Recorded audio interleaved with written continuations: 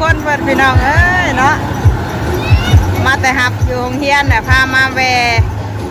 งานบุญวันศาสตร์พี่น้องเลยเนาะที่2 ธันวาแต่มื้ออื่นผู้แหละเป็นมื้อที่2แต่มื้อนี้มันเป็นวันที่1 ที่2คนกับม่วนอยู่ว่าดิมาแวงานบุญเพิ่นพี่น้องเลยมาแต่หับอยู่โรงเรียนเนาะตอนนี้ก็4 โมงแรงมื้ออื่นสิพายเตอร์มาเนาะมื้อนี้มาแวก่อนเฮ้ยจอยเอ้ยเอากลับตักทายสบายดีเด้อพี่น้องเด้อเนาะสบายดีกันทุกผู้ทุกคนยินดีต้อนรับเข้าสู่ช่องแม่น้องกับเตอร์คือเก่าผมก็กันอยู่งานบุญมื้อนี้เนาะมันเป็นทางแวทางผ่านเมื่อพอดีจะได้พาเพิ่นแวจองให้น้องเพิ่นขี่สไลเดอร์แม่นสไลเดอร์ให้ขี่สไลเดอร์บ่ขี่รถไฟบ่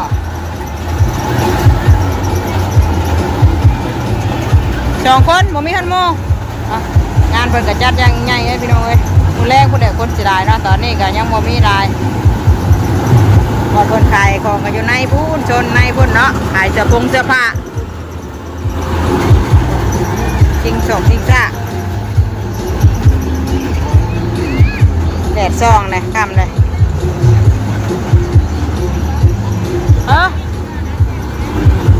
จะปุ่นบ่ไปไหมไปกินถ่าค่ะเอ้ยนั่งเป่าลูกอยู่ ยิ้มเปื่อยอยู่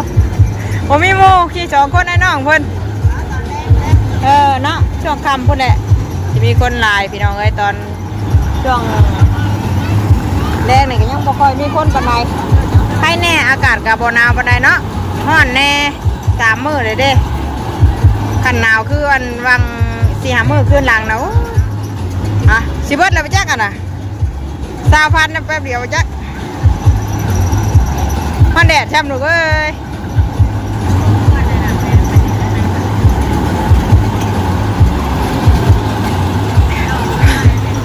พอดีวิ่งหัวแล้วเมื่อยได้น่ะ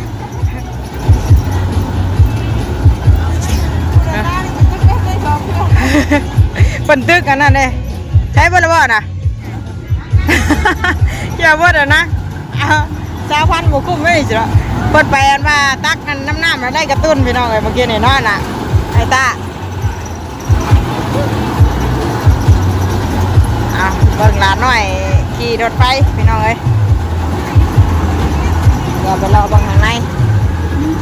มีอย่างจะได้อย่างแรกว่าฝากไอเตอร์คนมาคอยลายเนาะปีแต่เก้าเลยลายจากนั้นยันมาโมเมนต์มือสุดท้ายก็สิเป็นมืออื่นเป็นสิได้ยี่หรอก กินนุ่มน้ำอันนี้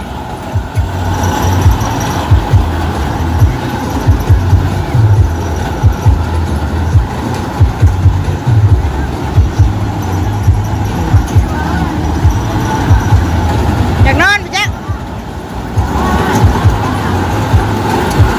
อยากเหงานอนเลยตกไอ้เดียวนี่จนเหงานอนเลยอยากนอนมั้ยลูกเมื่อยได้ป่ะเนี่ยปล่อยวะพ่อป่ะลูก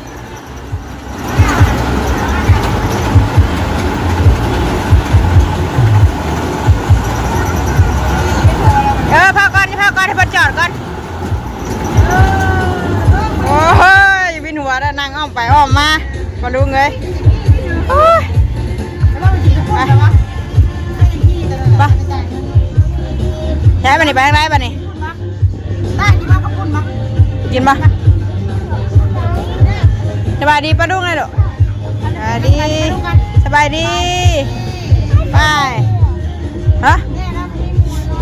ไปขี่กะข้าเดียวอยากลงเลย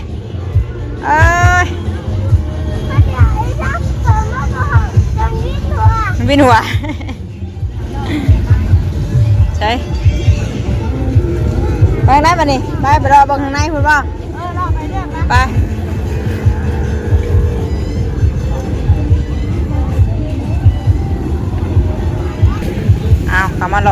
พี่น้องเอ้ยส่งเชิญมีแต่ส่งงามดิมีแต่เสียผ้างามบ่มีเงินชื่อแล้วมันเสือกันยาวกันหนาวไอเตอร์ได้ว่าอยากได้เสือแขนยาวอยู่มืออื่นพุ่นแหละพาเรามาเลาะเบิ่งไอตาไปไหว้แท้นะอันนี้เป็นใคร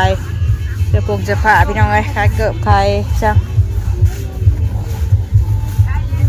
ห่านไปทางเล่ผู้ตาไอตาเวทไปเดี๋ยวผู้ขายเล่ผู้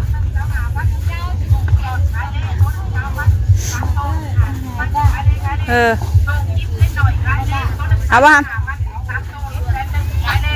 เบิกด้วยฮะตัวเท่าไรตาเอาเบิกด้วยฮะพอดีได้เนี่ยเต้เอาทั้งสองเสือเบอร์ละเบอร์26ส่งงานเลย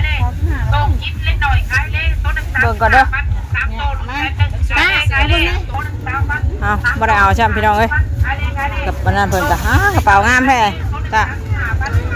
มีเสื้อกันหนาวเนาะใช่ทั้งไหนดู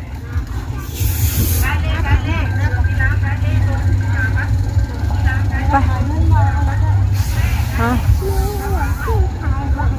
อยากซื้อก็ได้ยังซื้อดูกันรอบังกอน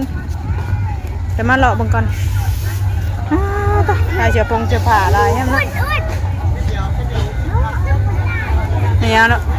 กระต่ายเอานะแม่เฮียได้บ่มื้อนั้นบ่ได้เห็นได้บ่เงินบ่ดอกบ่ลำจำนำบ่ได้บ่เอาได้ไหมเอาไปไปบอกอย่าไปงามไม่บ่เอาเงินใช้ลูกไปข้างในบ่นี่เดี๋ยวรถเลย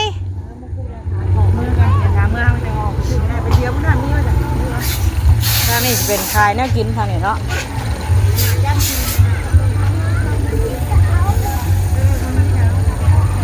ทางเฮ้ยไปรอบ่คายน่ากินพวกนี้เนาะรอบังก่อนนะมีแต่แนวแซ่บแท้ตาบ่อยากหยังลูก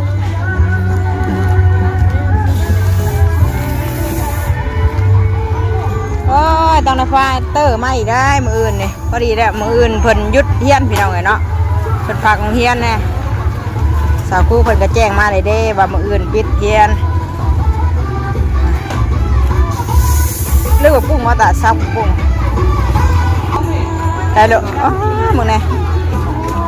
ลูกซีดอยากให้กินยังกับไม่อยากชื่อบัดเนาะอยากตักได้ของลิ้นอันน้ำนะเบิดเลยเรามายังไม่ได้อย่างอยู่เผยไม่ได้ตัวไปชื่อเนาะไปลูกใช่กลับไปอีกบัดนี้ยังไม่ได้อีกจ้ะ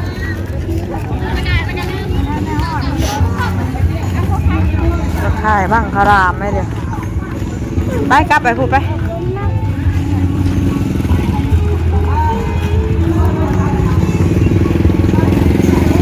จะคล้องลิ้นได้ทางเน่นเนาะทางได้หรอป้า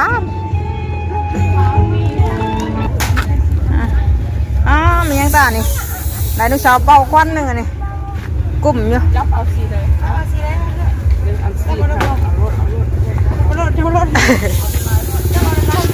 เราบอกให้เอาลายๆตาเอาอย่างนี้หรอเดี๋ยวเอาสีได้ดูอันสีเอาเนื่องอันลูกอะไรลูกที่ข้าน้ำเอาอย่าเอาลายได้ด้วยเอาใช่นั่นเพื่อนนะอ่ะจับเอาเลยเดียวเอาพวกดูสีไว้เดี๋ยวอย่าเอาลายนะครับเดี๋ยวผู้โดยสารลูกผู้โดยสารลูกนะหน้าสีด้วยนะเอาน้ำผู้โดยสารครับอันนี้แท่งผู้โดยแท่งได้ถ้าเราเติมเดี๋ยวจะเอามาหามนั่นเอาถุงไม่หรอกใส่ถุงไหม ใส่ถุงไหมให้เพื่อนใส่ถุงให้ ได้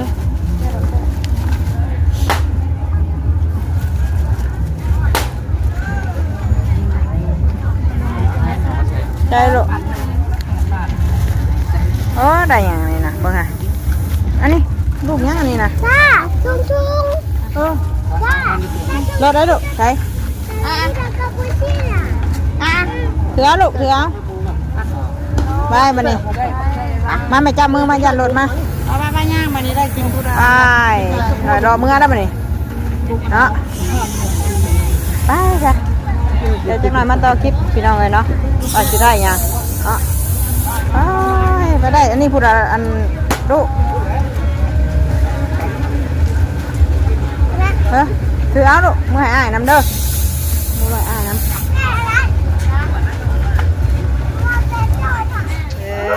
พี่น้องเลยตัดภาพมาอีกบัดนี้มาหอดเฮือนหอดซานแล้วเนาะได้พี่สางมานี่เมื่อไง พูดเท็จ ฮะ พูดเท็จ ได้นี่ พูดเท็จ บ่ได้หยังปะลุงเอ้ยเสืองามก็บ่ได้ เป็นไข่กุ้ อ๋อง ไม่ได้เข้าห้องน้ำบ่น้ำบักส้มโลเดียวบ่ดิ กุ้งดูน้ำหนั อั ก นนี้บัตตานี่ทั้งนั้นน่ะอันเค้กอันนี้ก็รถเต้นตกลงถิ่มซะอันหนึงหั่นน่ะแม่งเจอชื่อ ไข่ยังไข่ เห็นบ่ดินมันตกขีดดินน่ะ ไข่กุ้งอันนี้ดูบ่อยไข่ยังไข่ปลาฉลาม ไก่ปลาสลาม อันนี้ชิมอนเนี่ยชิมอนเนี่ยมอ ไม่แล้วอยากเบ้เอาน้ำนี่กินเอาเนี่ยนี่หยังไม่อ้ายหนึงเด้อลูกเด้อนี่เด้ออ่ะเจ้าหนึงไม่อ้ายหนึงเอาพอสั่งกาแฟหัวยัง ถอดหมวกออกไว้ได้ ถอดเลยอ้ายได้จ้ะ ถอดหมวกออกนะ ถอดออกแล้วไหม ถอดออกเรา อ้ายนั่นยังไงปลาดุงมึงเลย พูดที่ ชูชิ เรียกอะนี่ ไม่อ้ายหนึ่งลูกบนไหนยังมือต้องได้พายเตอร์ไปอีกแล้วนี่เนาะมือสุดท้าย มันฮักป้ามันฮัก แกได้บ่เบิ้งป้าแกให้เบิ้ง นี่ไง เออ ไอ้นี่ป้า เบิ้งค่ะ แต่ที่จริง แต่ ไก่ แซ่บแท้ กุ้งก่อน ไข่กุ้งบ่ ไข่กุ้ง เบิ้งโอ้โหคำใหญ่แท้แซ่บบ่แซ่บบ่ เอากินเลย ให้อ้ายกินก้อนน้ำปลานะมือกับบ่ด่างด้วย พี่ป้าเนี่ย ใช่จักแท้ป้าบ่ฮู้ป้าบ่เคย ใส่ กิน หมูยั้ง ใช่หมูยองไงตาวะ มื้ออื่นนี่ได้ผักเฮียนบ่มื้ออื่นนี่ แล้วผักเคี่ย โอ้ ว ดีใจเด้ได้ผักเฮียนเนาะวันหยังมื้อนี้ลูกวันหยังเฮ้อ จะเอาจันจะเอา วันจันทร์โอ้เอากิน กินกินกินกิน อืมเจ้ามาเลย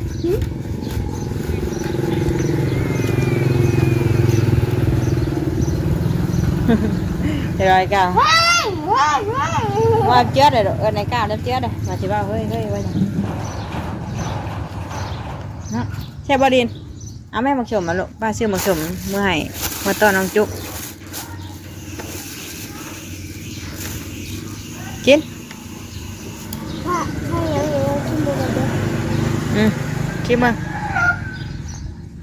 ใช่ปะใครยัง ใช่กับบุกไม่ใช่ชาที่ฉัน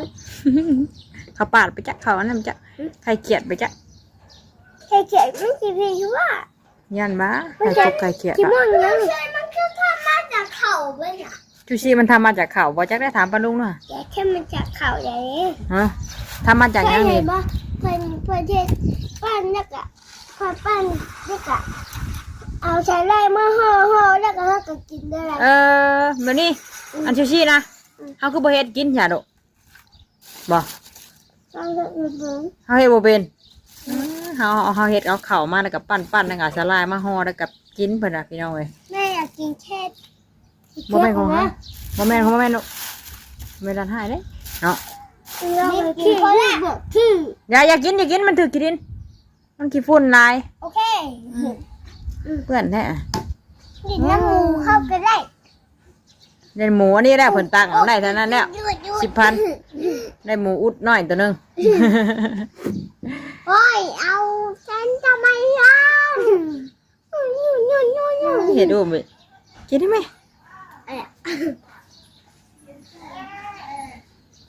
แฉะได้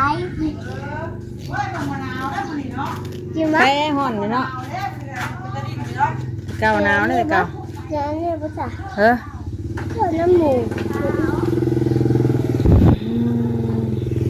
ทำแล้วมานี่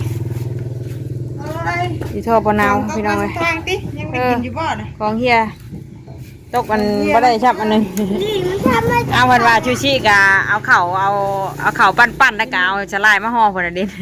จาก ให้ก็กินเพิ่นน่ะเฮ็ดได้ไหมใช่ป่ะ ไข่ปลา เอาเฮ็ดบ่เป็นเพิ่นน่ะ ไข่ปลาแซลมอน ว่าไว้ซั่นได้เนาะแซ่บบ่เพิ่นกินได้เบิดหลายอันเด้อได้ ก็พอดีข้าวได้แต่เก่าต้องเลิกเที่ยงมาต้องมี อย่ายับเด้อๆมันต ต ก ก บ่ กินเพอบ่กินเพอบ่ กินเผลอปลาทองไปจ้ะ ดิ้นจะกินยังไม่ได้จะกินดิ้นจะจัดไป จานให้บ่ชมบ่ดิ หวานอยู่ น่าให้ซิมบานอยู่มีแต่ขี้ปุ่นโอ้มึงในกระเป๋ากะ เฮ้ยขอไปถักเลย ขี้ปุ่นใช่ป่ะ น้องเจ้าหอยโศกแล้ว มันอยู่ดุมเนาะ ตีนุดเด้ มึงเนี่ยชงกะ พี่แต่กี่ฝุ่นพี่น้องเอ้ย ใบบุญจ้ะ ว่าไปเลยดิเยอะไปบุญไปชินแล้วคำเลยเนาะไม่ได้ไปได้ขับไปกับไปกลางเว้นได้ครับ คืนมันหนาว กลางคืนกับมันหนาวจังยากโดดอีกเด้อ โดนน้าจันกับบุญนี่น้าตาเนาะถ้าที่บ้านน้าจันกันเนาะ จะสิได้พาเตอร์ไปว่าบืนชาติเพไป น้ำเขาหลุดแล้ว มาไม่แก้มา น้ำขอโดนแล้ว หาเขาไว้ เฮ้ยเข้าไว้ จัดเนาะ กินน้ำแล้วย่าไปทันเขากับเมื่อได้บันในคำเลย ไปไปกินช่ำ ได้ยังจะมื่อหากินอย่างแล้วมื่อต้มหอย เล่น แล้ว มันได้มาต้องฮะก็หอยมาก้อยได้ไหมเลย มาได้นะ ข่อย เพื่อนมาได้ไปรับปลาลุงกัน ตา มันจนว่าชิวสภาพเดิมติมันแตกออกเลยตัวนั้นน่ะมันออกจากกล่องเลย มันบูดว่าเคยบางกินกัน บ่ได้นั่นเลย มันบูดรองเท้า ของอันนี้เจ้าน่ะมันถือขีดินแล้วลูกล่างไอ้เด้อก้อนหนึงน่ะ เอาบ้าเอากิน ธรรมดาตัว ไปสันปลาลุงเอ้ยเนาะจบคลิปก่อนเนาะมาแต่หับลูกโยงเฮียนแล้วก็พาเพิ่นแวเด่นบุญหน่อยนึงบ่ได้ไปสั่งดอกมื้ออื่นก็ได้หยุดแล้วมื้ออื่นได้พักเฮียนมื้ออื่นนี่ไปพอกันอีกคลิปหน้าเด้อคลิปนี้ไปแล้วสบายดีโดยสบายดี ไปลูกหมูจะไปดี ไอ้เนี่ยไปนั่ง บายบาย นี่เด้อ อืม